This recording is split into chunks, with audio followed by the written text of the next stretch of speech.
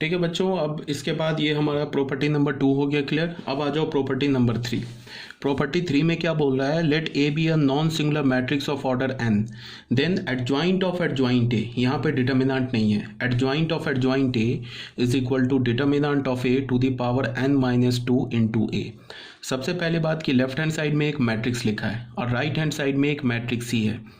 ये जो वैल्यू लिखा है ना, ये के का काम कर रहा है बिकॉज डिटर्मिनेंट एक तो डिटर्मिनेंट ए तो रियल नंबर है, उस पर पावर लोगे तो ये भी रियल नंबर आ जाएगा।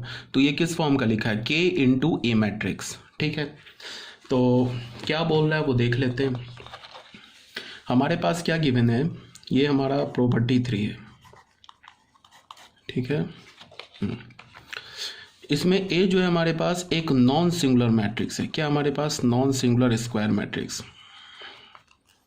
Non singular square matrix. तो यहाँ पे प्रॉपर्टी क्या हमारे पास, adjoint of adjoint A is equal to determinant of A पे पावर n-2 इंटू ए।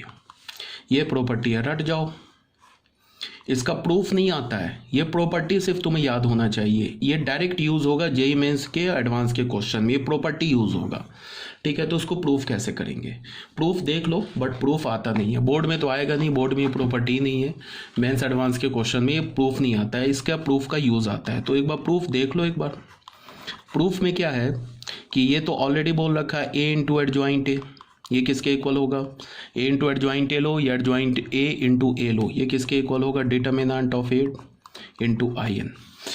ठीक है, हमने क्या किया, इसी प्रॉपर्टी में हमने replace A by adjoint A को एडजॉइंट ए से रिप्लेस कर दिया। ए तो हमारा मैट्रिक्स है, तो ए मैट्रिक्स है तो एडजॉइंट ए भी मैट्रिक्स होगा। तो अगर ये किसी भी नॉन सिंगुलर मैट्रिक्स ए के लिए, सॉरी, ये किसी भी मैट्रिक्स ए के लिए ट्रू है, ये तो सिंगुलर नॉन सिंगुलर दोनों के लिए ट्रू है, तो ये किसी भी मैट्रिक्स के लिए ट्रू है, तो ये एडजॉइंट ए के लिए भी ट्रू होगा। तो हमने ए को एडजॉइंट ए से रिप्लेस कर दिया। तो यहाँ पे हमें क्या मिल गया, एडजॉइंट ए, ये मिल गया। यहाँ पे ए की जगह एडजॉइंट ए डाला तो क्या मिल गया, एडजॉइंट ऑफ एडजॉइंट ए। यहाँ पे क्या मिल गया, determinant of adjoint A into I N. ठीक है, अब ऐसे हो गया। अब determinant of adjoint A, second property में हमने क्या देख रखा है, determinant of A to the power n-1 into I N, ऐसे हो गया। ठीक है, ये क्या हो गया, adjoint A into adjoint of adjoint A. ठीक है, अब हमने क्या किया, प्री मल्टीप्लाई कर दिया both side by the matrix A. Matrix A से हमने इसको प्री मल्टीप्लाई कर दिया, तो ए इंटू एडजॉइंट ए, ये क्या हो गया, एडजॉइंट ऑफ एडजॉइंट ए, ये क्या हो गया, ए इंटू, अब देखो ऐसे लिखेंगे, ये तो हमारा क्या है, ये तो एक रियल नंबर है, तो रियल नंबर को तो एक्सट्रीम लेफ्ट पे रखो, तो ये क्या हो जाएगा, determinant of A to the power n-1 into A into I N. A into I N क्या हो जाएगा, ए, तो ये क्या बन गया हमारा, again determinant of A into I N. तो आई एन को हमने क्या कर दिया, छोड़ दिया, because determinant of A into I N into this हो जाएगा। तो चलो मैं लिख देता हूँ, कन्फ्यूजन ना हो, एडजॉइंट ऑफ एडजॉइंट ए, ऐसे लिख दिया ना मैंने। ये क्या हो गया, डिटर्मिनेंट ऑफ ए पे power n-1 A into I N, A हो गया। ठीक है, तो हमें क्या मिला अभी, हमें मिला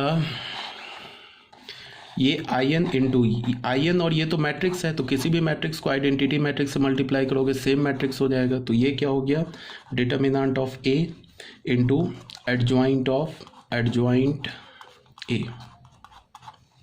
ठीक है, ये किसके इक्वल हो गया, determinant of A to the power n-1 into ए।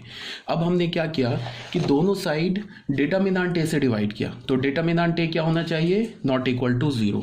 अगर डिटर्मिनेंट ए 0 नहीं है तो फिर क्या होगा, ए हमारा एक नॉन सिंगुलर मैट्रिक्स होगा, जो हमने प्रॉपर्टी के स्टार्टिंग में ही बोला है, let A be a non singular matrix of order n। ठीक है, तो क्यों बोला, बिकॉज हमने इस प्रॉपर्टी को प्रूफ करने के लिए डिट ए मैट्रिक्स की नॉन सिंगुलरिटी वाली प्रॉपर्टी यूज की, बिकॉज हमने ए मैट्रिक्स के डिटर्मिनेंट से दोनों साइड डिवाइड किया, तो डिवाइड तभी करोगे जब वो नॉट इक्वल टू 0 हो।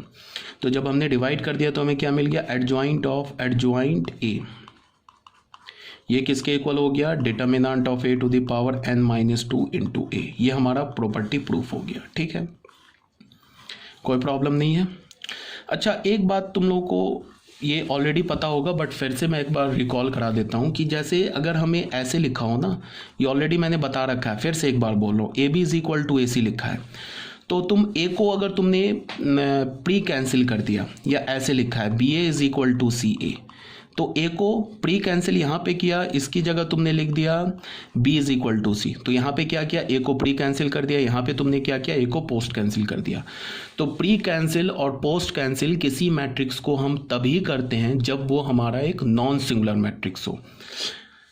कैसे हमने प्री कैंसिल किया, हमने क्या किया कि ए इनवर्स से दोनों साइड मल्टीप्लाई कर दिया, ये ऑलरेडी तुम्हें पता होगा, बट फिर भी एक बार बता दे रहा हूँ।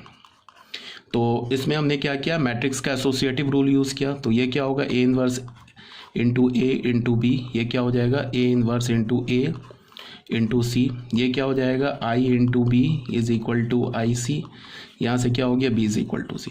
तो इतना ना करके हमने डायरेक्ट क्या किया कि ए को प्री कैंसिल करके बी इज इक्वल टू सी बोल दिया।